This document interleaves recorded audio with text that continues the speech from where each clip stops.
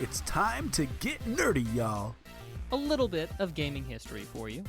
Something relevant in gaming and discuss our opinions on it. Should we kick it out of here, or should we kick-start it? This is the part where you, the listeners, try to stump the hosts. I'm not a lawyer. I just play one on a podcast.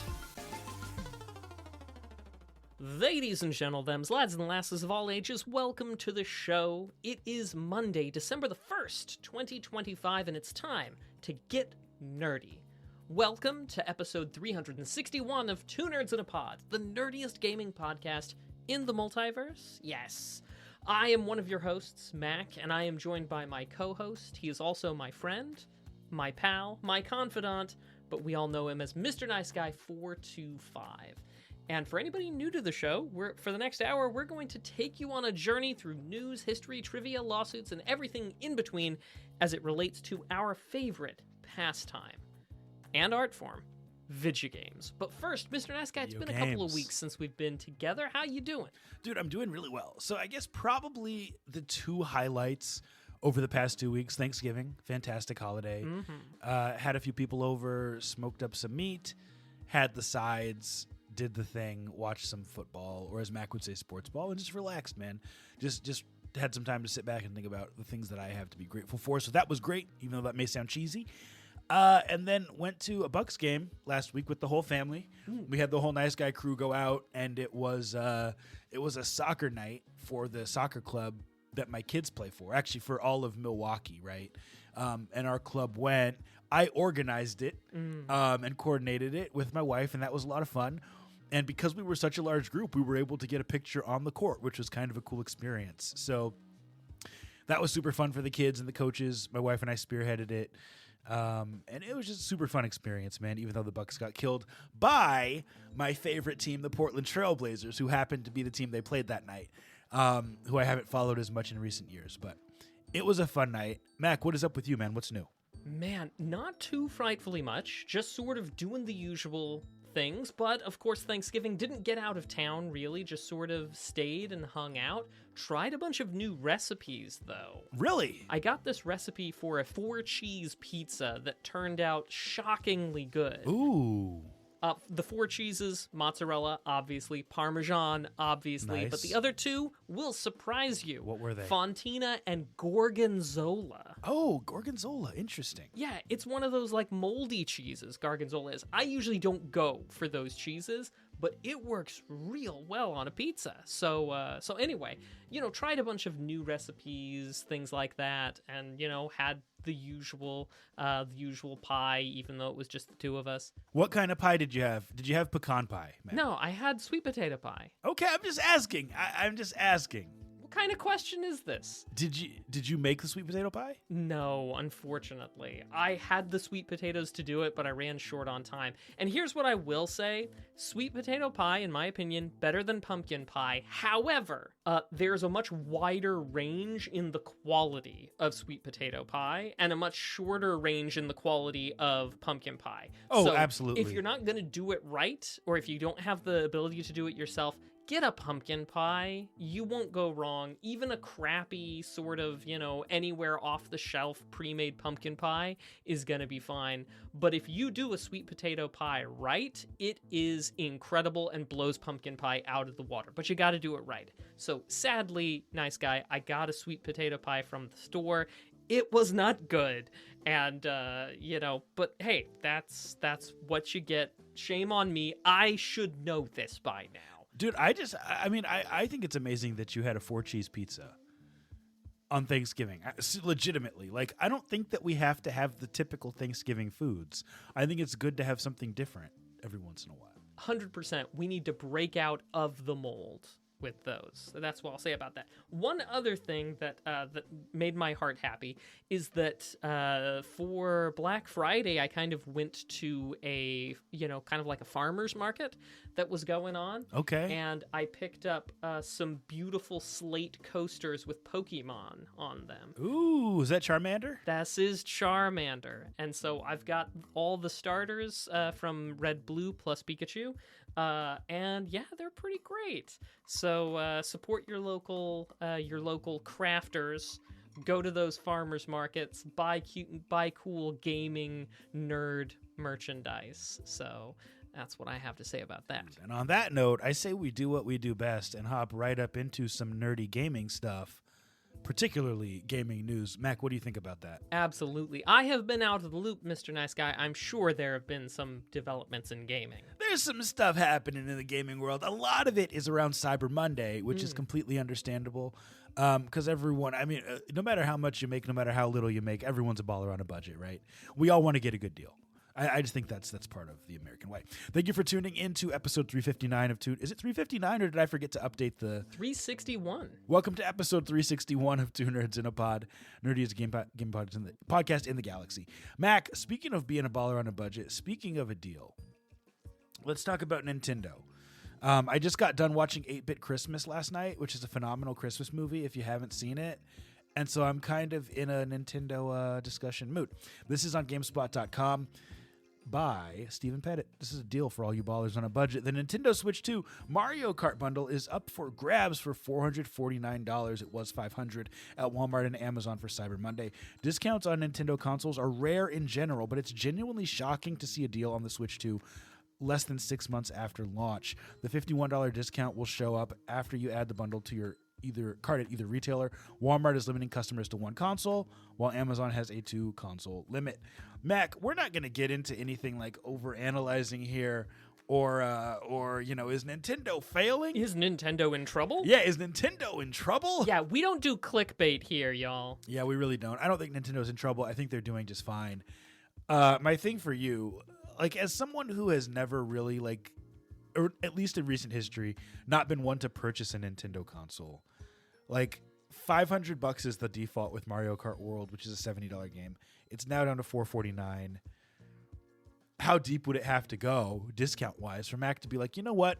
I'll support this empire that I believe to be evil. See, here's the problem. I would have to be able to get the console. I would even be willing to pay money for it if I knew that all of the money was going to the people who worked on the things and none of it was actually going into Nintendo of America or Nintendo of Japan's pockets. That's not how the world works, bro. I know that's not how the world works. But that's the answer. That's how, how low would it have to go for me to pick it up? 0. On a more serious note, what do you think about the caliber of this deal? 10% off, Black Friday. Solid deal for gamers, or should people wait till there's more of a library for this? No, I think the Switch 2 is going to be rocking and rolling pretty well. They have so many talented people under their wing over at Nintendo making fantastic games. There's a reason why, best games of all time, there are an awful lot of Nintendo titles up in there. They have great vision, and yeah, the people they have working for them, top tier creators. For a company like Nintendo, who historically does not do much discounts, this 10% might seem a little bit of a small pittance compared to what we're used to seeing. 60% off, we're slashing our prices, we have a big sale on Steam. But for Nintendo, 10% off, my gosh, that's incredible comparatively. Bundled with one of, if not the best games on the Switch in terms of exclusives. Here's the thing that's most interesting to me about this. 10% off early on, not the most interesting thing. What is the fact that Xbox and PlayStation have both raised their prices in the past few months. Oh, have they? Yeah, they've both raised prices of their consoles. And so now we have Nintendo releasing what is the newest of the big three consoles to be released, doing it at a discount for Black Friday. I think that that's very, very interesting, and I think it speaks to sometimes the artificial hardship that these companies are under in terms of inflation, in terms of chips being more expensive, in terms of shortages. You know, those consoles have been out for several years, and certainly there's a level of efficiency that they've come up with in producing them over the past few years. Nintendo's saying, hey, we're going to go the other way. And so it's just very interesting to see. Mr. Nice Guy, surely you're not suggesting that you suspect some disingenuousness on the side of Xbox and Sony? That's absolutely what I'm suggesting. And I think it's more a matter of we can charge this amount. yes, for many, the economy is tough, but for those who really want a console, they will pay the extra $50 to $100, and they'll do it with a smile on their face. That's kind of how I think they see it. I don't think that the inflation aspect, even though inflation definitely exists, Sure. is the real reason for the raising of the console price. I think it was more of an excuse to be able to do something that they wanted to do, which, we could get into how much I disagree with doing that at this point in the life cycle of the console. These came out back in 2020, but we're an hour-long podcast, so we'll leave it at that. We'll save that for a topic of the week sometime in the future. Yeah. So in my mind, and this is me speaking, Mac may or may not agree. Shout out to Nintendo for offering a 10% discount during these tough, turbulent times. Yeah, I'll agree. Shout out to Nintendo. A 10% discount, much appreciated. I hope that a lot more people get access to the games that they want to play. Yeah, and if you like Nintendo or Nintendo-related stuff, check out 8-Bit Christmas, 3 or 4-year-old Christmas movie that I think is just fantastic. My family and I watched it last night again. So, moving on, next news story, Cyberpunk 2077 is teasing something. This is on GameSpot.com by Darren Bonthuys. I hope I pronounced that right, Darren. December 10th marks the fifth anniversary of Cyberpunk 2077, and developer CD Projekt Red is teasing something to mark the occasion. On its social media channels, the company posted a Cyberpunk 2077 birthday and anniversary calendar image alongside a cryptic message. Secure comms channel established. Stand by for incoming priority transmission. The message reads, with images of characters and dates accompanying it. The tweet hints at something happening on December 10th, the day Cyberpunk 2077 launched in 2020, and another on December 12th linked to Solomon Reed. On December 19th, it looks like we'll hear from the songbird herself, Song So Mi. Mac, 5-year-old game we're looking at here, Cyberpunk 2077. Came out with a lot of really, really rough edges in terms of performance, in terms of bugs, in terms of a lot of things. It was basically broken. And one of the great stories in gaming in terms of being able to reestablish itself and get fixed and now being seen as a phenomenal title. My question for you, what do you think is the time frame for DLC, for big announcements, for a single-player game that is not a game as service, where people still have their attention on it, where that thing is still going to do well? What do you think about that? Dude, I think that we don't know the limits of how long a single-player experience can still remain relevant. Why not? That's interesting. I don't think it exists. I think that that good art is so much, has such a long shelf life. Not only for people who played it on release of any game, that is, but also those who pick it up much later on. And I think as long as you've got people who enjoy what they're doing, it can always remain relevant, even for people who just want to pick something up and play it again. We usually don't see DLC or big things coming out for a title past, say, the 10-year mark.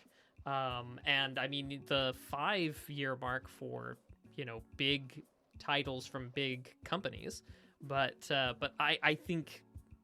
I don't think there is an end to the relevance of a piece of artwork like a video game. And to be clear, for all those out there who are saying, well, what about GTA and what about Red Dead Redemption? What about Halo? I get it. A lot of those games have an online community and an online aspect that allows them to continue to have new stuff come out. We're talking more about a single-player game here. And in my mind, the relevance of these games, in my opinion, for DLC, typically 2 years. People get the game, they play it, maybe they play it for 6 months. They're trying to get achievements, they're trying to unlock stuff, they're trying to explore the world. They put it down, and then maybe at that 6-month mark, 7-month mark, as people are starting to get bored, some DLC comes out. And then maybe another, a Game of the Year edition or something with some more. Obviously, there's games like Borderlands where they have planned DLC, but when there's not a roadmap, I feel like you have a much, much shorter window to get stuff out. I am also not saying that we know this is going to be a DLC that will be announced. For all we know, it could be a Cyberpunk 2077 branded microwave. Yeah, yeah. Or branded Crocs. Or a fridge. There's an Xbox fridge out there. Dude, there's Xbox Crocs. I don't know if you've seen that article. There are literally Xbox Crocs. Mets Girl told us about it yesterday, and I'm not going to lie. I was debating about buying a pair, shipping them to your house as a Christmas present so you could stare in wonder at what on earth this was under the Christmas tree. But at the end of the day, it was too expensive for me to willing to drop money on a joke. On a joke gift. Yeah, they're super interesting. So anyway, yeah, you got my train of thought gone. I saw those and I was like, dude, if I had those, which I never would, I would constantly just be pressing the buttons. I don't think I would ever wear them because it looked like it had real buttons on it. But anyway, we were talking about Cyberpunk 2077. Yeah, I had a question for you about Cyberpunk 2077. The DLC that they released to sort of fix, sand those edges off. Was called something like Phantom Liberty or something? Phantom Liberty, correct. Yeah. And how long after? Was it 6 months or was it like a full year before they got that sort of squared away? Ooh, I don't know. I believe it was probably a year because it was almost like, oh wow, they did it, right? It was kind of like surprising that they stuck it out. Yeah. Like it was a non-trivial amount of time afterward for them to get it all squared away. And now, who knows? Maybe this is DLC. Who knows? And you know what, man? It wasn't completely surprising. Like, it's the same company that made The Witcher 3, right? CD Projekt Red has a strong pedigree of making really, really good games. They stumbled with this one at first, and they came back. So it'll be interesting to see what they announce. And honestly, because it is them, I don't think that their new work, if it is new work, won't find an audience. I just think would have been cool to see it a little bit sooner in the life cycle. And that's it. To your point, people are still buying this game. It's out on the Switch too. So they're still getting some momentum there. Mac, you know what, man? There's so much to talk about, but let's wrap it there, dude. That's a good topic of a good ending point rather for news of the week. Well, now that we've seen what's going on right now, thanks, Mr. Nice Guy, let's take a look into the past. I'll take you on a trip for some gaming history. Mr. Nice Guy, this last week in Years Before, we've had some really cool things come out. In December 1987, strange to believe, is when Nintendo launched their fan club. Started out as a quarterly Nintendo fan club news that was, advice column, gaming news that they sent out to their, to the people in the Nintendo fan club. In 1998, just a year later, they sort of folded the quarterly Nintendo fan club into Nintendo Power magazine, which wound up being significantly more popular, but wound up being what a lot of us remember when we think of the Nintendo fan club. But there was indeed a fan club and a fan club news, and of course the Nintendo Power that would come along later. Now, I was never in the fan club. Me neither. I also never really had Nintendo Power magazines. You neither? After the fact, but certainly not when it was happening. Yeah. Mm-hmm. If anybody who's here watching the live record did get on that train early on, or even was getting any of those Nintendo Power magazines while they were being sent, let us know what your favorite issue was. Very curious about that. But yeah, Nintendo Fan Club. We'll pop along a little bit farther into 1996, a game released on the PC called Diablo. Obviously a well-known, well-regarded title. One of the things that I found out very intriguing about Diablo is that while we very much consider it to be classic, absolutely the action RPG genre owes a lot of its modern day sensibilities to tactics and things that were pioneered in Diablo. It was almost a turn-based RPG. Really? Yeah, and apparently as they were making the development, it came down to a show of hands on the staff whether or not they thought they should make it a real-time action RPG or whether it should have been a turn-based one. Wow. Show of hands for kind of changing the course of the franchise. I mean, incredible. One other one, and I wonder how much of this you've played. Ooh, which one? 2004 for the PC, World of Warcraft. Have you done any World of Warcraft? Very, very little. The cool thing about WoW, man, is they have like a demo, a longer winded demo where you can play to like level 20 for free. Mm-hmm. And so because this is such an iconic game, and I actually had some college roommates who were like borderline addicted, and I never got into it at the time. Yeah, and so years later, I was like, you know what? I got to try this. And I hopped in. I leveled up a couple times. It wasn't for me. I feel like it's too late to get into, which sucks. I hear what you're saying, especially as World of Warcraft is certainly a game that has grown and continued to grow over time. Those types of games can sometimes be very tough to get into. Although it's so fun, everybody. If you're here listening to this either live or after the fact, you may have the inkling that Lam and I do not like coordinate what we're going to say about things.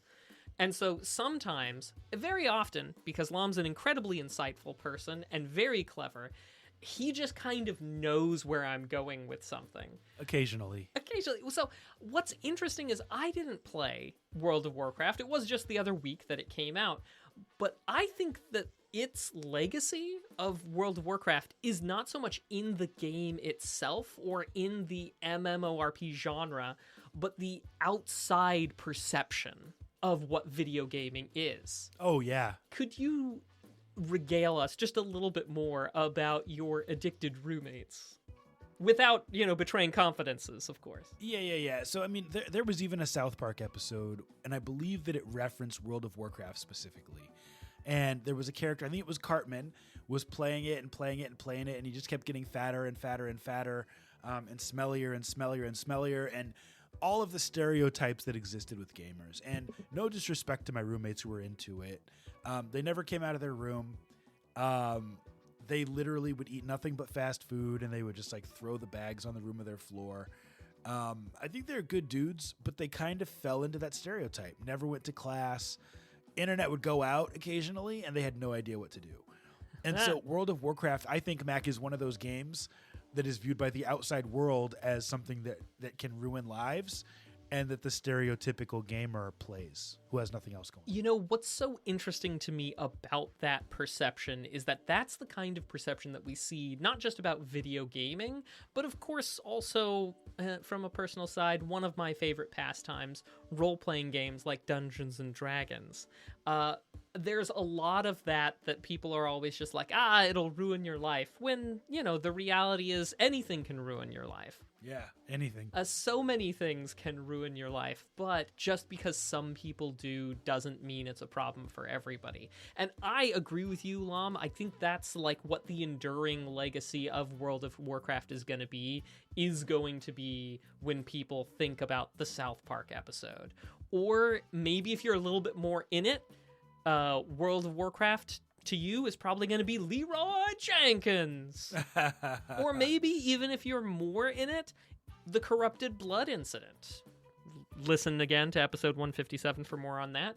Or maybe if you're even more in the scene, it's the heartwarming tributes to deceased community members that World of Warcraft always seemed to bring out the best in people.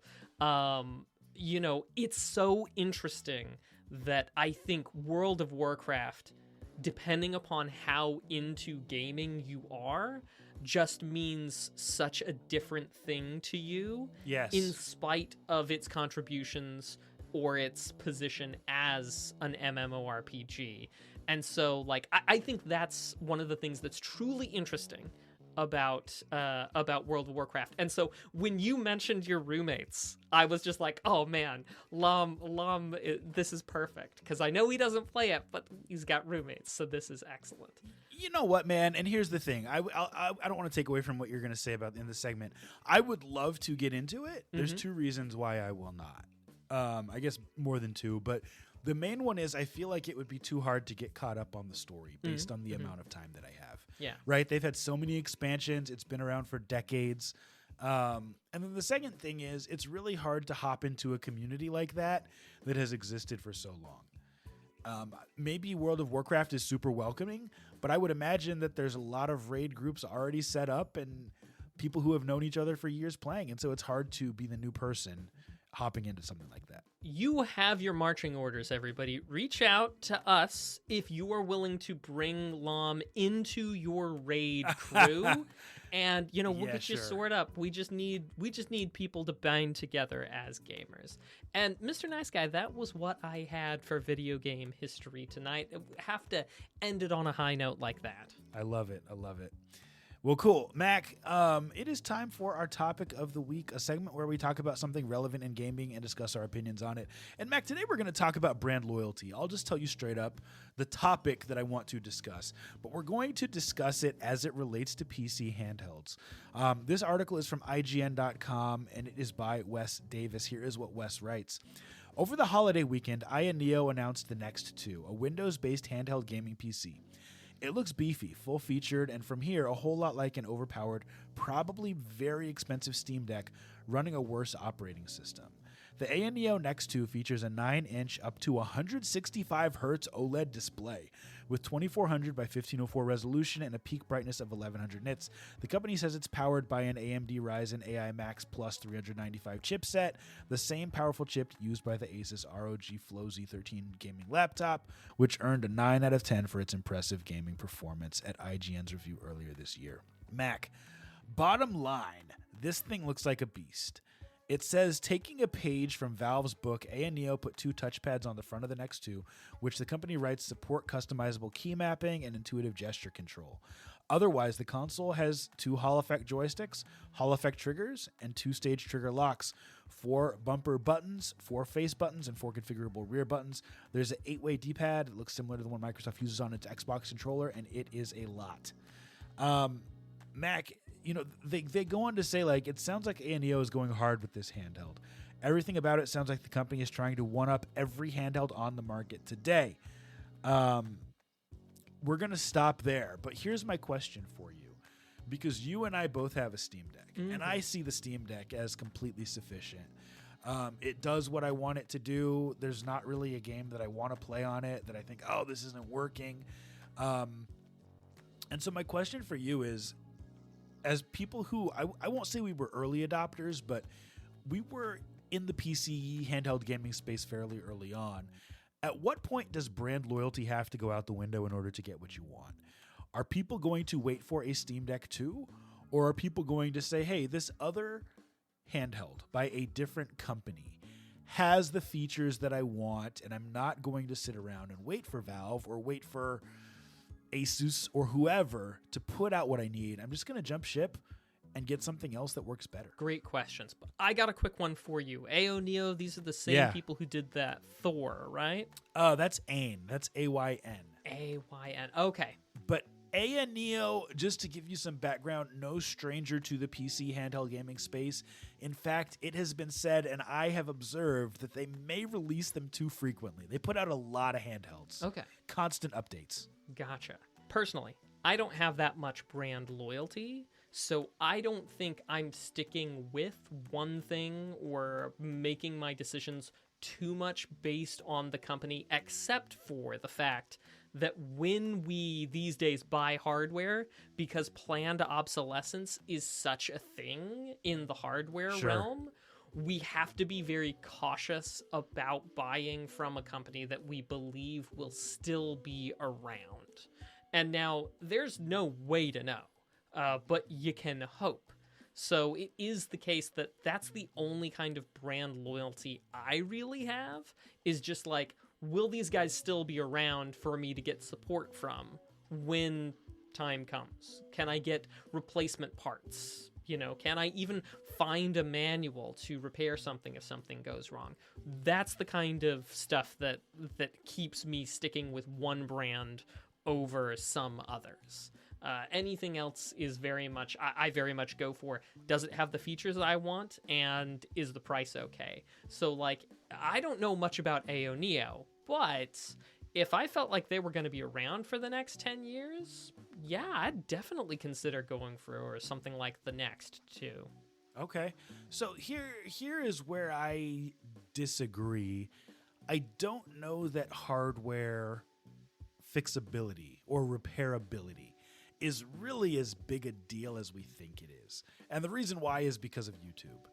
It's because of all of the different tinkerers, the different modders that are out there. I believe that you can learn just about anything you want to on the internet, for better or worse, in terms of fixing things. But YouTube isn't going to get the parts in my hands. No, they're not, but they may be able to provide an alternative solution. Maybe.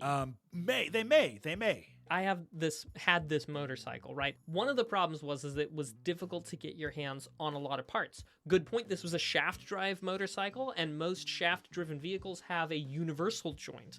Things on there that were serviceable or could be serviced or replaced, but like from the manufacturer, just buy a whole new drive shaft if the old one goes out, instead of just replacing that universal joint being done with it. It is theoretically possible for me to have found a replacement U-joint and fixed it and things like that, but when the company itself isn't there to guide you through that, it's that extra layer of difficulty, and then you're at the mercy of maybe the YouTube tinkerers have gotten to this, but like there's so much hardware out there that it could very well be the case that there is no information, there is nobody who's figured that out, and you've got to be that person. I think that that's a slim chance, but I get what you're saying. I mean, for example, I drive a Honda, right? I don't drive a fancy car. Well, I don't know. Hang up there. That's a Honda. That's a quality car, my friend. It is a quality car, but I'm saying it's not like a crazy car that's hard to find parts for. But even so, I don't take it to the dealer for oil changes. I'll go get an oil change up the street, right? There are a lot of people who can do work on a Honda that are not a Honda dealer. And so with the A&EO Next, or whatever, the Next 2, or any of these things, there are probably a lot of people who can figure out how to fix it just based on the knowledge that they have. And so, I mean, if you're concerned about not going to the dealer, for what reason? Because you're going to void a warranty for a company that's no longer there? In my mind, I think that it makes sense that you get it fixed.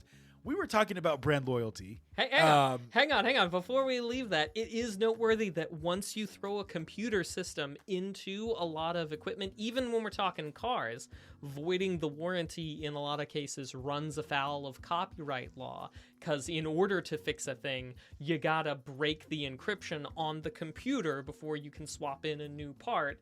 And now you've committed copyright crimes in order to repair your John Deere tractor. Real things really happening. If John Deere is out of business, though, and that was kind of the point you were making, is that the company could be gone. And so at that point, they're not suing for copyright. But I get what you're saying. Here's my thing. I think that a lot of people will indeed start to move over from a Valve, from a Odin, from whoever they are using in the PC handheld gaming space, because they simply are not putting out hardware at a rate that keeps up with the best and the newest games. Valve is doing it smart, though. They're saying, hey, we're still here, right? We're putting out this box. We're putting out this new VR headset. The next gen of stuff, it's going to be almost like how Marvel does phases. Valve is doing phases with their hardware. And that next phase after we get the box and after we get the VR is undoubtedly going to be the Steam Deck 2. So they're doing their thing to stay relevant. I just wonder how many of us will have moved on to get another PC handheld in that time before it comes out. So what I'm hearing is the position of Mr. Nice Guy and Two Nerds in a Pod, a video game podcast, multi-award winning, is that Half-Life 3 is confirmed.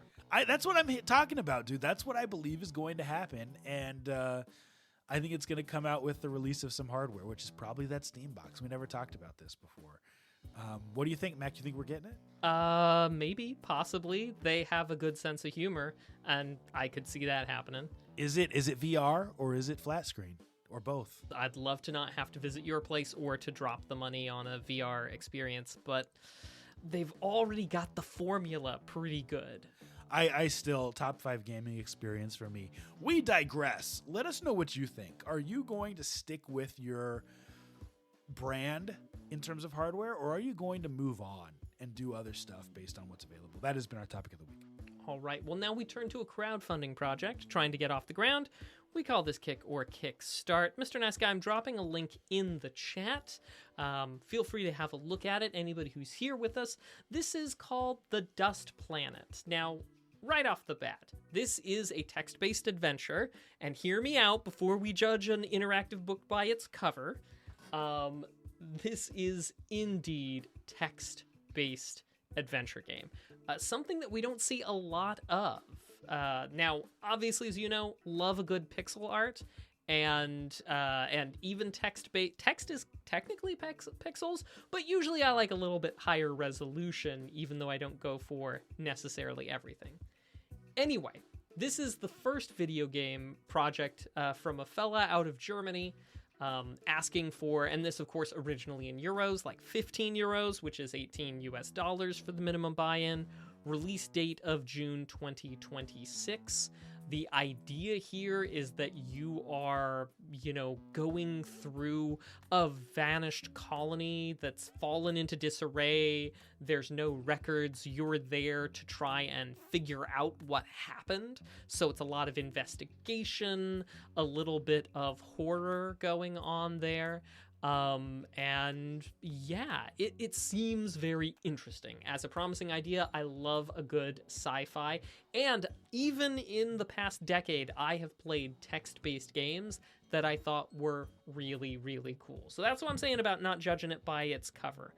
However, this project does have some things that I think we might call red flags, Mr. Nice Guy. So why are you wasting our time with this, Mac? Wasting our time? I'm going to let you finish, bro, but why are you wasting our time with this? Well, whatever Please could you finish. mean?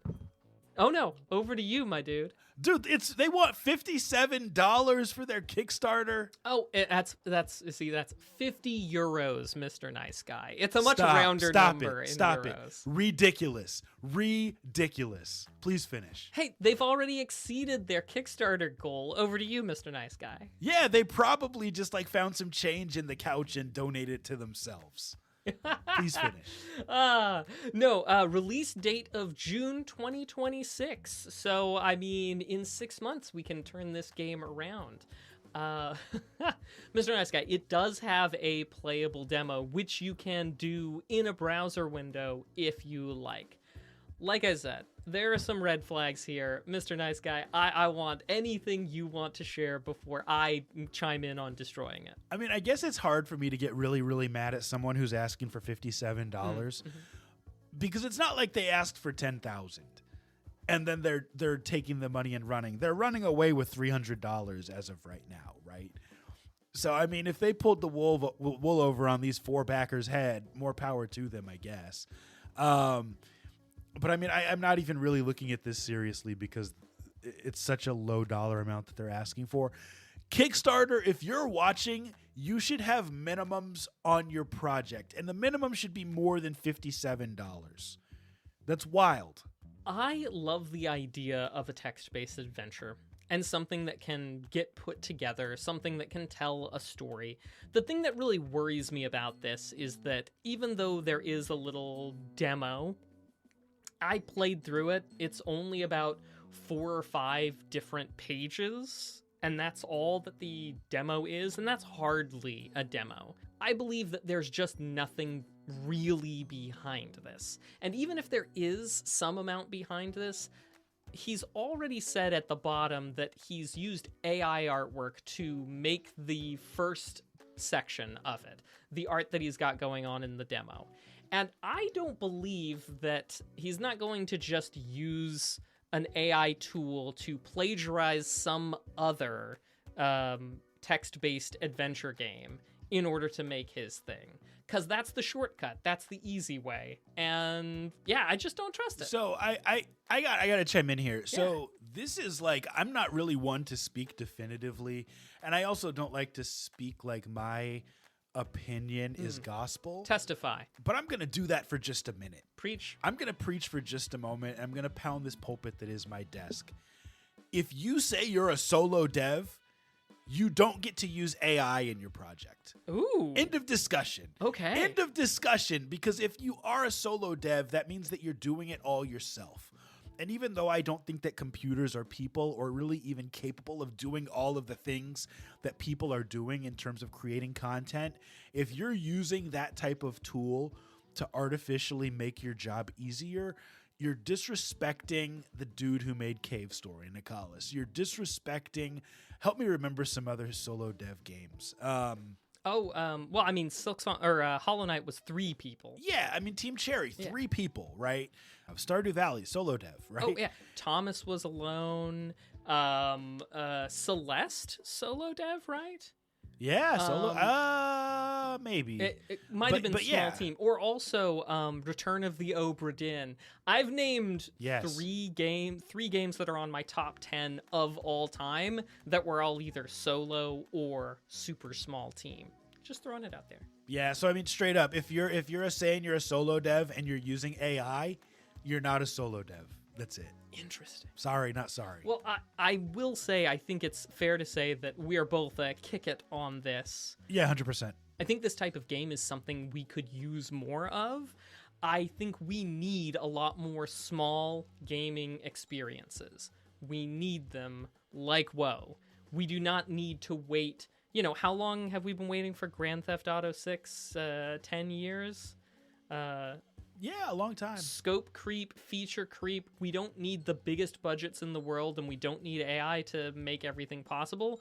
We need you to put your good art out there. So, you know, we need small games. We really, really do. And it's what we love more than anything else, or at least I do, and I know I love them. We need more of that. Sadly, don't think this is it. Cool. Well, let's keep things moving with our next segment called Nerd Flex.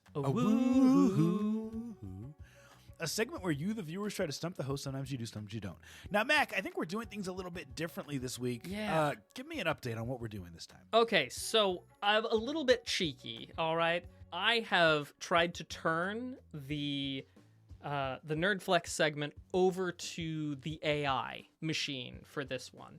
So I have. Are you kidding me? Nope. I'm not kidding you. After I just went on that rant? I need you to go on this journey with me farther, my dude. So we have 3 questions. They've all been generated by AI. I asked the question, screen capped, asked the answer, screen capped, sent them all over to you. I have tried my best not to look, but I did specifically ask about things that I know you would know. Okay, cool. So I guess here's my thing. Can we really say we're 2 nerds in a pod if we're using AI? If they can't say they're solo devs, are we 2 or are we 4? Like, you know what I mean? If we're using AI, I think it will become apparent pretty clear what's so funny about this nice guy. And that's all I have to say. Go with me on this journey. Okay. Question 1. Okay. Here's the first question. Metroid Fusion Trivia Challenge. Love it. I love Metroid Fusion, as you'll know if you listen to the pod. Which of the following bosses is not defeated by Samus, but instead destroyed by SAX? What the heck? A. Nightmare. B. Yakuza. C. Box. D. Security Robot Box. Now, it's been a while since I've played Metroid Fusion. Me too. I don't remember SAX defeating any of the bosses instead of Samus. I think, like, there's, like, it restores you one time, right? And saves you from death, but, like, it doesn't finish the boss. Yeah. And I'm trying to remember if there's one where, like, where Samus is, like, close to killing the boss, but then SAX comes in and is like, nope, saved you. Right? Like before Samus dies. Kind of like Mega Man X, right? You're not supposed to beat that first boss. Yeah, yeah. But yeah, I can't remember which one it is. I don't remember Yakuza as a boss in the game. I'm just plugging it in. Yakuza is kind of like a spidery looking thing. Okay, yeah. Okay. Yeah, I remember. It's been a minute. The security robot box, it just kind of, moves around side to side. Okay. I gotta replay this game. And box and security robot box are the same thing. So, okay. I'm thinking it's either A or D. A or D is in Delta. Okay, I'll go with you. It's your game. Flip a coin. I'm gonna go A. Nightmare. Oh, I remember Nightmare. That's the weird thing with the green face, and it's like purple. And it's got like those 6 eyes, and it's like crying. Okay, so here's what it says. It says the correct answer is A. Nightmare. We got it right. Here is why. It tells you why. The gravity manipulator Nightmare is defeated by SAX in Sector 5. Samus is present for the battle and attacks the paralyzed SAX afterwards. But the SAX itself is the one that destroys Nightmare first. So it's almost like I was kind of right in my memory. That's crazy. The bad news is that you're wrong. It's wrong because that doesn't happen in the game. Okay, so I was not right at all. It didn't happen. None of those bosses were beat by SAX. It has been a long time since I played me some Metroid Fusion. Okay, well, no worries. The AI got it wrong, and... The AI is just making stuff up. AI is making stuff up. Next question. All right, here we go. Legend of Zelda Link's Awakening. Love Link's Awakening. It's one of my favorite Zeldas. Which of the following characters has a dreamlike counterpart, a nightmare, that Link must defeat later in the game? A. Marin, B. Terran, C. Dr. Wright, or D. Mr. Wright? What the? I don't even remember there being a dreamlike counterpart, though. In Link's Awakening? Oh, I mean, aren't you in a dream? That's true. But this implies that there's like a counterpart to one of the existing characters. Uh-huh. And I don't recall this in Link's Awakening. Shadow Nightmare is the final boss of Link's Awakening. I would go with Marin, honestly. That was the one that jumped off the page. Okay, sure. Let's do it. Are these all going to end up being like the AI is wrong? Let's go down to the answer. It says the character with a nightmare counterpart is Terran, Marin's father, who is obsessed with mushrooms. In Candlelit Castle, Link encounters the third nightmare, a blob that transforms into a terrifying, massive, corrupted version of Terran, who attacks with his stick and turns into a raccoon. Much like Terran does earlier in the game when he uses a magic powder. This nightmare is officially named Molidorm in the DX and Switch versions, though its third form is visually and behaviorally a giant version of Terran. Molidorm's the round dude that goes around and always knocks me off, and his tail's the thing that you kill, right? Yeah. So, and it only has one form. I know exactly what you're talking about. Yeah, so this is completely made up. Completely made up. So you just basically... Okay, so here, let's do the third question. Let's do the third one. So we can... Super Mario Bros. 3. To unlock the secret white mushroom house in World 5 Skyland, which contains a P-Wing, a player must complete a specific level with a very unusual set of requirements. Which of the following describes the correct condition and corresponding level required to unlock this specific P-Wing house? A. Complete level 5-5 with a coin total that is a multiple of 11, and the 10 digits of your score must match the 10 digits of your coin total. That's A. B. Complete level 5-3 with a coin total that is a multiple of 11, and the 10 digits of your score must match the 10 digits of your coin total. C. Complete level 5-7 with a coin total ending in 0, and a final score ending in 9. Complete level 5-1 with exactly 44 coins. I have no idea, but I know that stuff like this exists in game. Oh, yeah. White mushroom houses with the P-Wings. Yeah. There's one in, I think, most all of the worlds, so far as I'm aware. But I'm going to say B, Shot in the Dark. I actually thought it was D, Complete 5-1 with exactly 44 coins. That almost seems too easy, though. I'll go with you. No. Let's go with yours. You went with mine on the last one. Okay. B is in Bravo. B is in Bravo. In level 5-3, you must complete the level with a coin total that is a multiple of 11. And in addition to that, the 10 digits of your score must match the 10 digits of your coin count. So which one is that? All that's complete bunk. Because you don't have to match scores. I know this one. You just have to get have to get a certain number of coins in a specific level, and then it spawns the thing. So like in the in 5-5 is the correct world to spawn the P-Wing, the white mushroom house, and you have to get 28 coins. But you don't have to match up scores. I was going to say, that's way too crazy. Mac has given us all these fake questions today. AI is half-baked, and it can't even generate a trivia question. AI is terrible at anything that requires synthesis, and I don't know you don't need to hear this. I'm talking to our listeners. You got to hear this. You cannot trust AI as far as you throw it. It's great at plagiarizing stuff. Like, I think it could absolutely make a text-based adventure game as long as you had it steal from other text-based adventure games. But the second you gotta have internal consistency and put something together, stuff falls apart. I don't hate AI. I do. I don't hate AI. I think that there's ways it can improve efficiencies, but I do think that if you're going to say that you're a solo dev and you're using AI, you are not a solo dev. I stand by that. I stand with you, my dude. I stand 100% shoulder to shoulder with you on that. It is a travesty, but also, AI can't even make a trivia question. And I challenge everybody to go and do this to your AI assistants. You will find nonsense.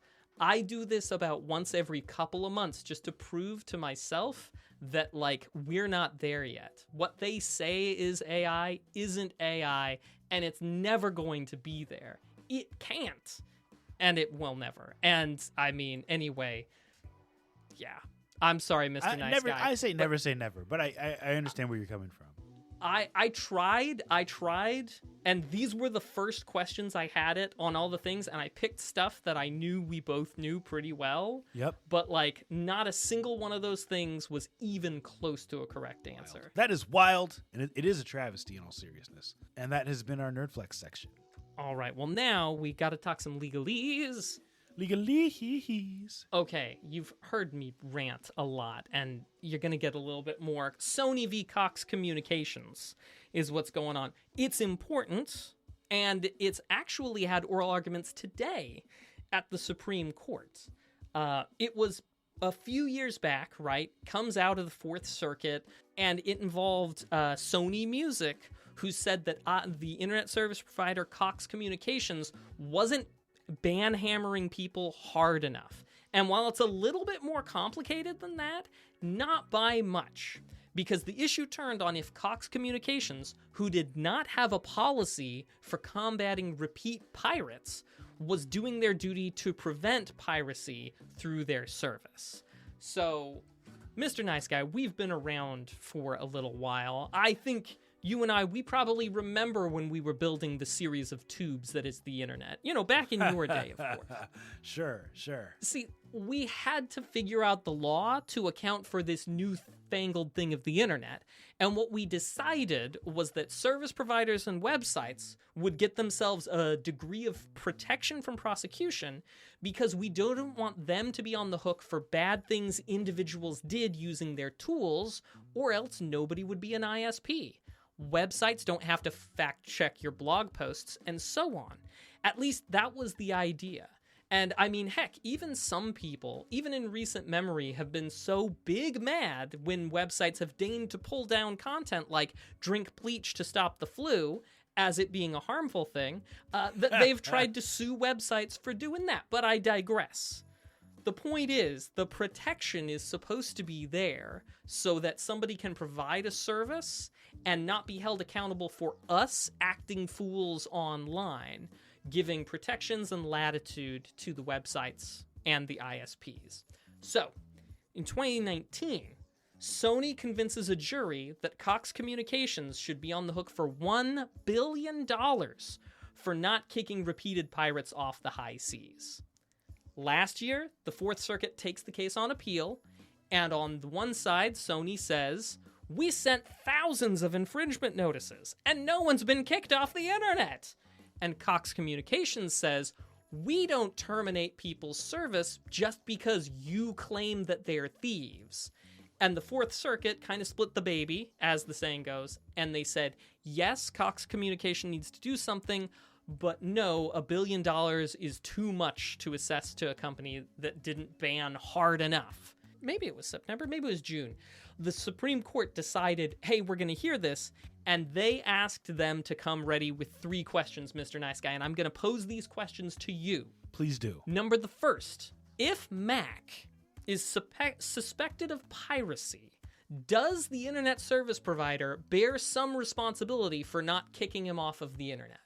What do you think? That's a great question. If you're suspected of it? If Sony tells, hey, Mac is a pirate, you've got to kick him off the internet, you know, and he doesn't, how much should he be on the hook?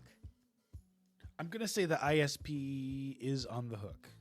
Okay. And the reason why is because even now, they have limits to how much you can download for a reason. So if you're somehow circumventing that and using it to pirate, then I would say they bear some responsibility. In fact, I think that's why they have that in place, is because of those types of situations. Number 2, Mr. Nice Guy, second question coming at you. Does a passive not kicking pirates off of the internet policy constitute willful participation? Is the ISP a willful participant in piracy if they take we're not really going to kick people off the internet? I'm going to say yeah, and the reason why is because you could argue that it's obstruction of justice. If you know that someone is doing something, or based on their internet activity, which they can see, it's clear that they are, and they're not doing anything about it, then they're effectively a party in that crime. Okay. Number 3, do you have to be directly financially benefited from the piracy in order to be held responsible? This is specifically for like the ISP. Does the ISP have to specifically be getting money directly tied to the piracy, other than just the payment you're making to get access to the internet? Do you have to be put in the green? I don't think you get to make that clarification. No, that is what they asked. Oh, that's what they ask? Yeah, they asked for contributorial liability. Do they have to directly financially benefit from the piracy? I'm gonna say no, but with the caveat that if someone knows that there's a playground where they can commit crimes without consequence, and they go and share it with all of their other criminal friends, then in that regard they are profiting. Okay. Through word of mouth. We know where Mr. Nice Guy stands. I'll just say really quickly, because we're already running up against time here, that I would take the no on every single one of these questions. I tend to lead toward the stronger safe harbors so that fools like you and me can say what we want, where we want, and only need to be worried about the shame from Antonio here in the chat, who is shocked and surprised that I dislike the AI. We need to be worried about the shame from our fellow internet citizens rather than from the ISP for shutting us down. Because, indeed, part of the argument made by Sony is if we say jump, internet service provider, you say how high. If we say Nice Guy is a pirate, you send out the British Royal Navy, and we should be able to bankrupt you if you don't. I'm not a pirate. I mean, obviously, they didn't say British Royal Navy, and Mr. Nice Guy is not a pirate. He is a respectable husband and father.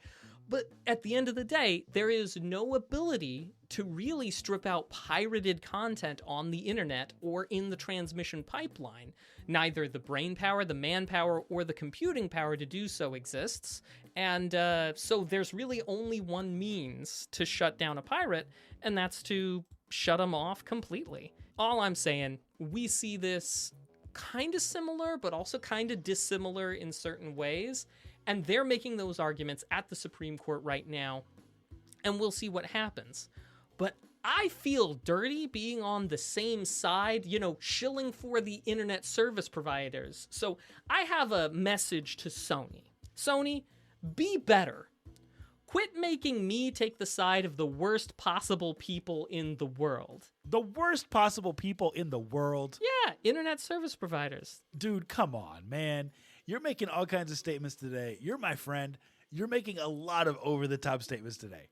The worst kind of people in the world are internet service providers. Agreed, Mr. Nice Guy. They took billions of your tax dollars in the early 2000s to build out rural broadband and didn't do any of that. I can think of way worse people, but we try to be family-friendly here. Ah! Anyway, please finish. No, that was it. That's legalese. It is going on right now at the Supreme Court. They're having oral arguments about whether and to what extent an internet service provider is responsible for your piracy. Hey, if the only option is cut somebody completely off from digital society, we can't do that just because Sony says, he's a pirate!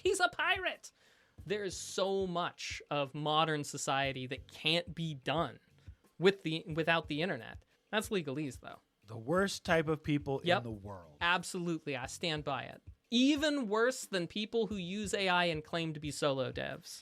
All right. Well, hey, thank you for tuning in, everybody, to episode 361. It's been a lot of fun. Yeah. And we appreciate you being here and listening and or after the fact. Before we go, we have one last segment called What We've Been Watching and What We've Been Playing, where we talk about just that, the cool, nerdy stuff we've been into. Mac, what you been watching? Oh, and if you're here live, let us know in the chat what you've been watching, playing. Mac, what you been into, man? So I've been playing Mega Man X Dive offline. I've had it in my library for a while, but just got the bug, and so did some playing of that for the past week or so. As for watching, though, I watched the Pride and Prejudice 1995 miniseries with Colin Firth. Oh, and also rewatched Agatha All Along lately. It was Agatha all along. Yeah, so that's what I've been watching and playing. What about you, dude? So we've been watching The Maze Runner. I don't know if you've seen those movies. Yeah, I saw the first one. They're really, really good movies. So we just finished the first one. We are on the second one. That's been a journey. I'm really enjoying it. Christmas movies, man. Yeah. 8-bit Christmas, y'all. Yeah. It's made it into the household rotation at the Nice Guy household. If you like video games, you might like that one. Kind of a cool story. And then as far as gaming, I did pick up Ball X Pit, which is one of the indie game nominees of the year. So I've been playing some of that. And Hades 2. I got to give a shout out to this book I read. Brandon Sanderson, phenomenal author. He writes a lot of really, really good books. And I just picked one up at Half Price Books the other day. #baller on a budget. And it was called Steelheart. And apparently it's like a YA. It's a young adult. But it's a very gripping story. Superheroes, evil organization. Kind of like The Boys if it was a little bit less mature.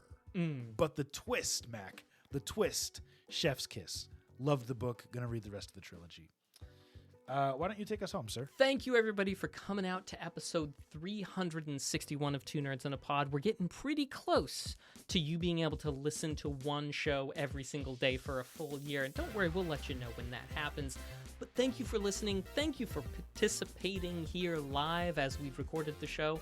And remember to leave us a review on any podcast platform that'll let you.